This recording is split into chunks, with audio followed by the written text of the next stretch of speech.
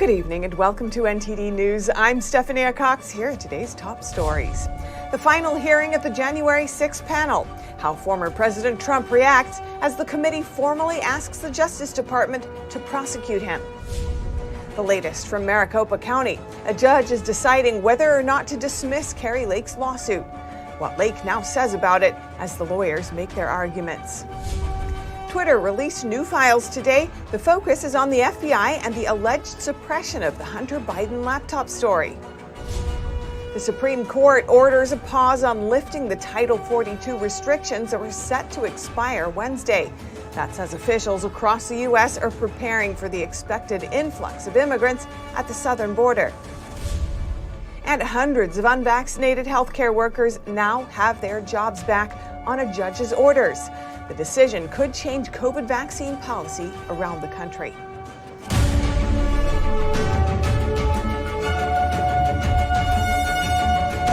Elon Musk's Twitter released yet another installment of the so-called Twitter files. This time, the documents focus on the FBI and the Hunter Biden laptop story. The seventh installment of the Elon Musk-endorsed Twitter files was released Monday morning. It shows that there was an organized effort by federal law enforcement agents to target social media and news companies that reported on the Hunter Biden laptop story. Author Michael Schellenberger tweeted the files, saying, "In Twitter Files 7, we present evidence pointing to an organized effort by representatives of the intelligence community, aimed at senior executives at news and social media companies, to discredit leaked information about Hunter Biden before and after it was published." The installment shows screenshots of alleged message exchanges between top Twitter officials and the FBI in late 2020.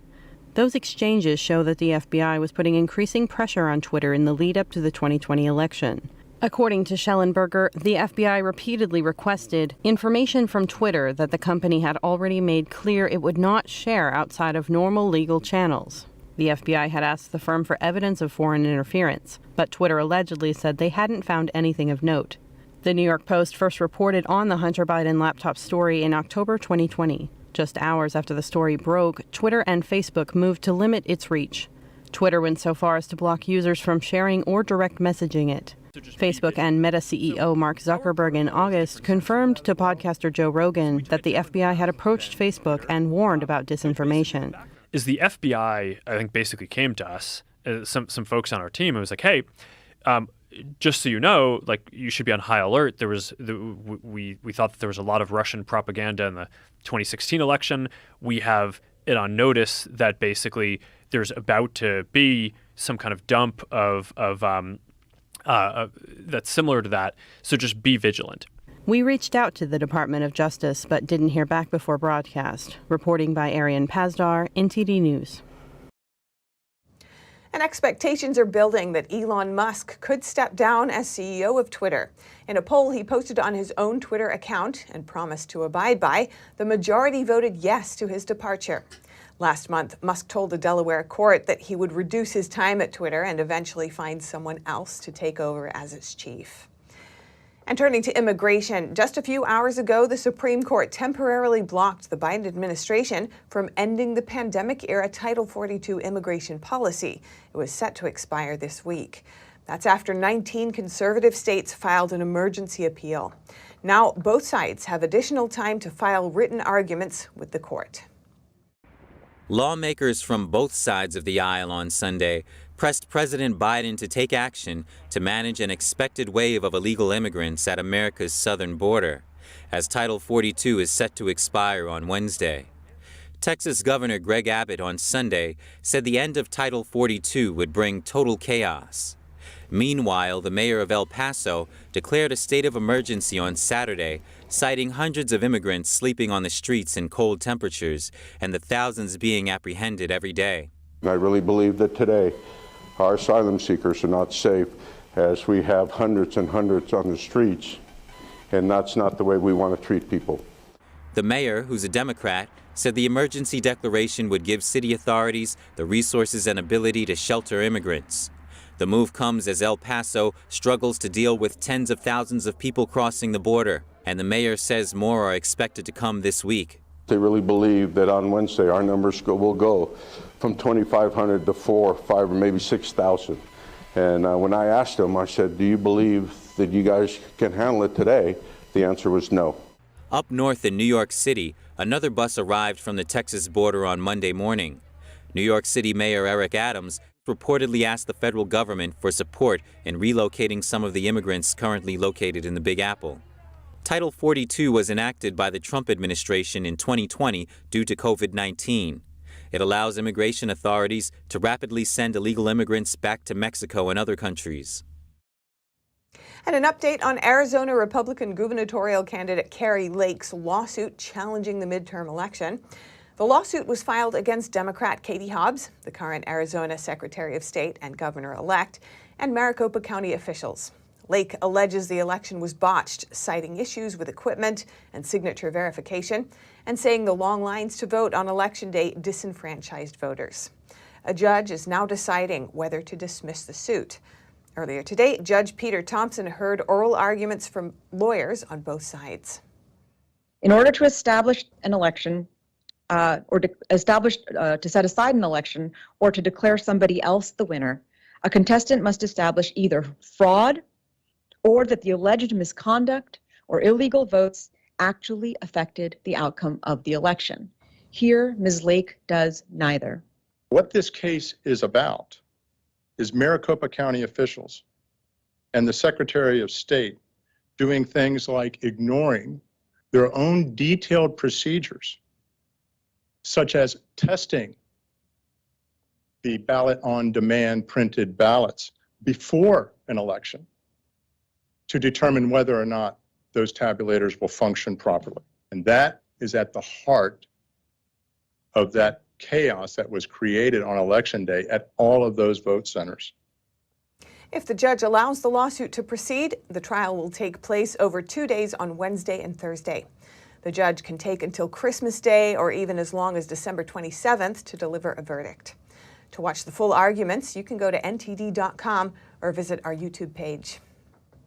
And Kari Lake has vowed to take her election fight all the way to the Supreme Court if necessary. She made an appearance at the Turning Point USA America Fest yesterday in Phoenix, Arizona. NTD's Daniel Monahan has more. They messed with the wrong woman. Lake spoke at length about what she called botched and stolen elections and repeatedly emphasized the importance of what she called free and fair elections. It is the bedrock on which everything that matters to us rests. She used the stage as a call to action as she appealed to the crowd of young conservatives in attendance. The event's website described it as the largest celebration of our constitutional rights and freedoms. Lake discussed hot-button issues like guns, abortions, fentanyl, and the border. We will not have leaders in office that protect our rights unless we have free and fair elections, and we stand up at this very moment. Between criticizing what she called the fake media, her opponent Katie Hobbs, and Maricopa County elections officials like Bill Gates, she promised to remain a thorn in their sides. I think they're all wondering what I'm going to do. I'll tell you what, I'm not just going to knock that house of cards over. We're going to burn it to the ground. In related news, Lake got a small win on Friday. A judge overseeing an Arizona electoral lawsuit ruled that she may appoint an inspector to analyze a small selection of Maricopa County ballots cast in the 2022 election. The inspection may begin on December 20th unless Lake's lawsuit is dismissed beforehand. Lake sued Democrat Katie Hobbs, the current Arizona Secretary of State and governor-elect, and Maricopa County on December 9th. The lawsuit alleges that, quote, hundreds of thousands of illegal ballots infected the election in Maricopa County.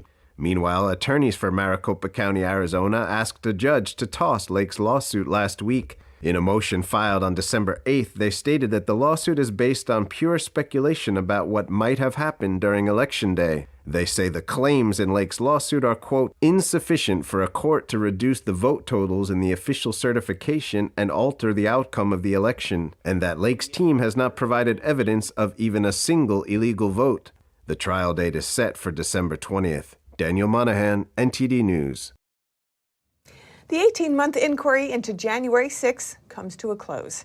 The House January 6 committee holding its final hearing urged the Justice Department to prosecute Trump. What it means and what the former president says in response. NTD's Iris Tao has more. At its final hearing on Monday, the House January 6 panel voted to send criminal referrals to the Justice Department, urging it to prosecute President Trump. We understand the magnitude of the crime against democracy that we describe in our report, but we have gone where the facts and the law lead us, and inescapably, they lead us here. The committee is recommending 4 charges against Trump, including inciting an insurrection, obstructing an official proceeding, conspiracy to defraud the government, and conspiracy to make a false statement. It also sums up its past interviews, making one point about the former president. He is unfit for any office. The Justice Department already has a special counsel investigating Trump, but whether it sees any evidence to charge him with crimes is up to the department itself, as the panel's referral is just a recommendation with no legal weight. But the Justice Department declined to comment on today's recommendations, and the White House, without saying if it supports any referrals, said this today about President Biden. Is he's going to consistently speak out about this, about what happened on that day, and will continue to speak out about defending our democracy against ongoing threats. Meanwhile, President Trump firing back at the committee's work, calling it a kangaroo court in recent postings, and on Sunday likened the investigation to what he called Russian hoax, which turned out to be the con of the century. After holding its 10th hearing today, the committee is finally wrapping up its work after 18 months. It'll release a final report on Wednesday, and the committee will be disbanded after Republicans take over the House in just 2 weeks. Reporting from the White House, Iris Tao, NTD News.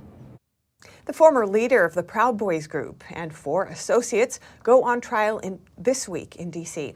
Jury selection began today. Federal prosecutors accuse Enrique Terrero, Ethan Nordine, Joseph Biggs, and Zachary Rell of plotting and encouraging violence in the build-up to January 6th. They each face 9 counts, including seditious conspiracy against the United States, conspiracy and the obstruction of the 2020 Electoral College certification, interfering with law enforcement, and damaging federal property. All 5 men have pleaded not guilty, and their attorneys have argued that some of their conduct was constitutionally protected speech. And in health news, during the pandemic, many were forced to choose between the emergency vaccine and their jobs. Now, a recent class action settlement appears to be a win for religious accommodations.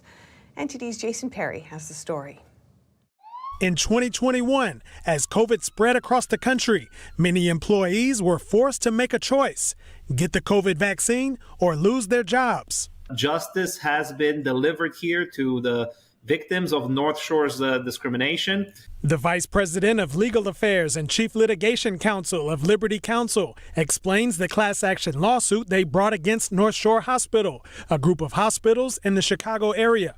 They imposed a shot mandate for the COVID-19 vaccine, like other hospitals did. But what they did different was to make a decision that they were not going to grant any religious exemptions to anyone who had to be on site, who had to work in one of their facilities. He explained that about 500 employees applied for religious exemptions, and all were denied.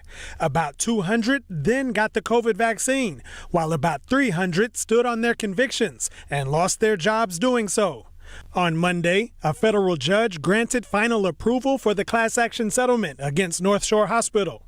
A settlement through which they agreed, number one, to change their policies to allow the people that it had terminated to come back to their jobs with approved religious exemptions, so what it should have done from the very beginning. And North Shore agreed to pay $10.3 million into a settlement fund for the employees who were out of work for several months.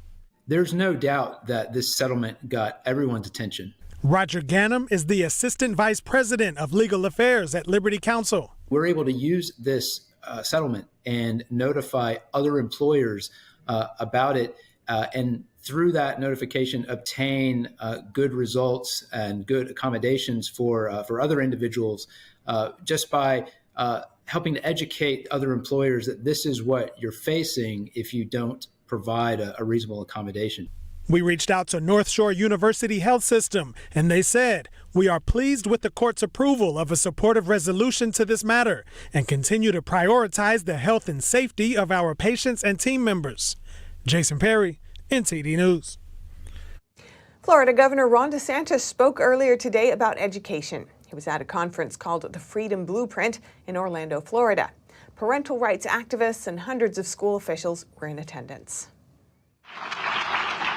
We also banned COVID shot mandates for our universities. And I guarantee you, left to their own devices, they would have wanted to impose those mandates. So you have hundreds of universities, even to this day, around our country that are imposing booster mandates on these 18, 19, 20, 21, 22-year-old kids, who many of them have had COVID by now, no clinical data to support such a ridiculous mandate. But you know, the thing is, places like Yale and all these places, they force the undergrads to take the booster, but they don't force their own faculty to take the booster. Gee, I wonder why that's the case. And so it's being used as a way to control people. It's being used as a way to infringe people's freedoms, but it's not doing anything to offer a benefit. DeSantis also highlighted Florida's curriculum transparency law. It allows parents to make decisions about which materials their kids will be exposed to in school. And coming up, an economist's take on the latest report from the Federal Reserve Bank of Philadelphia. The report says job gains this year may have been overstated by more than 1 million. And at the World Cup, Argentina's Lionel Messi, who previously said this would be his last time representing his country, may have had a change of heart. That and more coming up.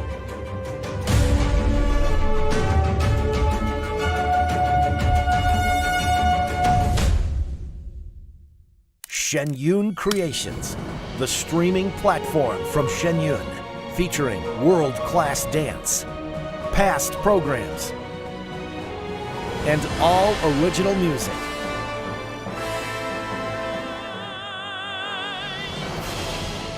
Masterclasses, behind the scenes, comedy, and more.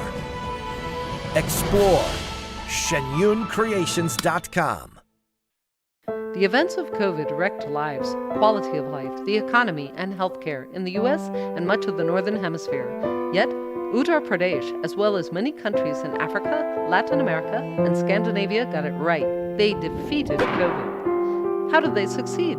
The defeat of COVID shows how and why successful measures against COVID are working. Written for the well-educated layperson, backed by over 500 medical studies, this book is sensible information at last on Amazon.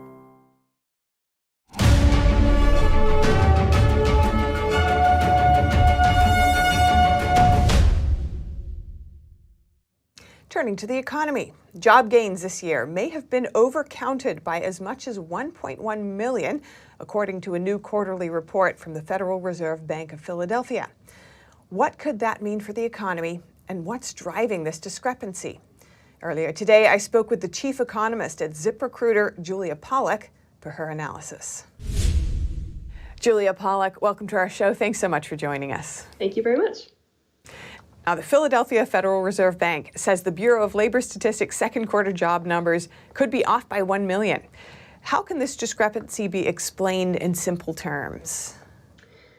So there's no major conspiracy here. It's not, as some publications suggested, that the government is now admitting that the numbers were false before. The issue right now is that various indicators are giving us a different impression of the strength of the labor market.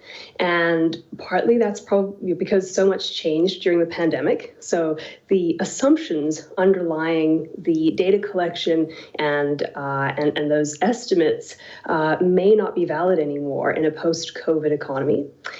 And it'll take time for us to figure out what's right. That is the issue. As you mentioned, some critics are actually accusing the administration of lying about the employment data. Others say that the data gap is the result of the Bureau of Labor Statistics allowing double counting. What's your take on that? No, so we have a household survey, and an establishment survey, and then a much a larger sort of quarterly census of employment wages that typically track together, but that are diverging more than ever before. And it's just not quite clear why that is. The quarterly census of employment and wages actually showed higher job gains in 2021 than the establishment survey. And in 2022, that has gone into reverse with the QCEW, as it's called, showing much smaller gains and basically flat employment growth in the second quarter during a time when the establishment survey shows more than 1 million jobs gained. And so that's the big conundrum. The issue also is that this level of uncertainty about the state of the labor market is particularly problematic now because the Fed is using these decisions to determine the course of interest rates. And so if they have the wrong impression of the strength of the labor market, they could be making a very costly mistake. And that's why uncertainty right now is such a problem. President Biden did use these figures during the midterms to tell voters that the economy was strong. How much of an effect do you think that has had on the outcome of the elections? So voters do vote on the economy, but we also know that President Donald Trump pointed to strong job numbers many, many times during his election campaign. The data are what they are, and consumer sentiment, household sentiment, doesn't always track what's in these official reports. Americans think we've been in a recession the whole year. Most surveys show that Americans are worried, that anxiety is sort of constantly increasing among CEOs, homeowners, home buyers, etc. So this is a difficult time because it's a time of change where we had this very unusual, very rapid recovery from the pandemic. We then overheated and had inflation, which was very costly for many, many people. And now we have seen the very fastest rate hike cycle ever, with the Fed raising interest rates and financial markets betting on a recession. And so this is a worrying time for many households, for business owners, and I think that will play a far bigger role going into the election than official jobs numbers will. Sort of sentiment, animal spirits. Does this report change your outlook on the economy? No, it doesn't, and I think we need more data and more time to figure out what's going on. For me, the number one issue in the economy that will determine the strength of the labor market is the strength of the U.S. consumer. And right now, the U.S. consumer actually looks quite good.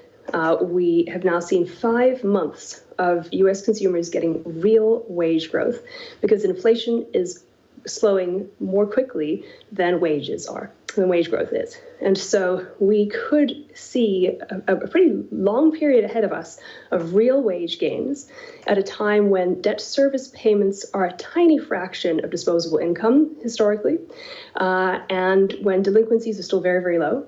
And so it seems like most consumers actually still have plenty of runway ahead of them. All right. Thank you so much, Julia Pollak, Chief Economist at ZipRecruiter. Appreciate your time. Thank you so much. And turning now to the nation's most populous state, California, where unemployment increased slightly this November. Despite this, employers were able to add 25,000 jobs. NTD's David Lamb reports. According to California's Employment Development Department, EDD, 4.1% of California's 19.3 million civilian labor force was unemployed in November. That's about 800,000 unemployed Californians. Although it's a slight increase from October's 4%, employers were able to add 26,800 non-farm payroll jobs. The state's been outpacing the U.S. as a whole in terms of job growth year over year. 10 of California's 11 industry sectors gained jobs in November, with leisure and hospitality showing the largest gain of 13,900 jobs. This is due to increases in recreational activities such as amusement parks and arcade. Educational and health services gained 13,400 jobs, thanks in part to hiring in the education sector. and 6,300 jobs from information came from growth in the motion picture and video production industry. Among the state's major industries, the ones in hospitality, education and health, and professional services gained over 100,000 jobs compared to last November. There were 3,900 more farm-related jobs than a year ago. The counties with the lowest unemployment rates are San Mateo, San Francisco, and Santa Clara, each at about 2.3% based on preliminary data. The counties with the highest are Imperial County at 16.7% and Colusa at 10.2%. David Lamb, NTD News, California. And now over to sports news. Here's NTD's Dave Martin with today's top stories. Thank you, Steph. Lionel Messi won't retire from international competition after all, following Argentina's thrilling World Cup win. The 35-year-old who scored a pair of goals in what was instantly considered the greatest World Cup finals ever has already said this is his last time playing this tournament. But immediately after the win, he had a change of heart in representing his country a few more times on the field. Messi told TYC Sports, quote, "I won the Copa America and the World Cup in a short time. I love what I do, being in the international team, and I want to continue living a few more times being world champion." Messi's appearance in the finals yesterday was his 26th career World Cup game, the most in history, but it's his first time bringing home the trophy. The win marked Argentina's first championship since 1986. And in college basketball, the new AP poll came out today, and the undefeated Purdue Boilermakers are still the #1 ranked team in the country. However, much of the top 10 was shaken up after second-ranked Virginia lost to fifth-ranked Houston. While Houston moved up to the 3 spot, Uconn, one of just 5 unbeatens left, jumped up to #2. Kansas, followed by Arizona, round out the top 5.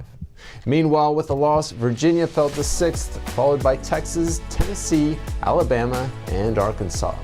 And for your sports viewing schedule tonight, the NBA has 9 games on tap, including a Bucks-Pelicans matchup that could be a possible finals preview. And in hockey, the NHL has 8 games scheduled for this evening, featuring the Boston Bruins, who have the best record in the league, hosting the Florida Panthers. And finally, for you NFL fans, the defending champion Los Angeles Rams play at the Green Bay Packers tonight on Monday Night Football. And that's it for sports news. Back to you, Steph. Thanks, Dave. And that's all for today's news. Thanks for tuning in. I'm Stephanie Cox.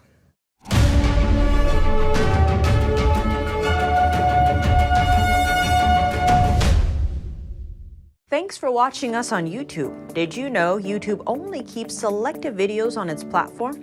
So if you want to make sure you get the full picture, just subscribe to our newsletter. Go to newsletter.ntd.com and sign up. It's free.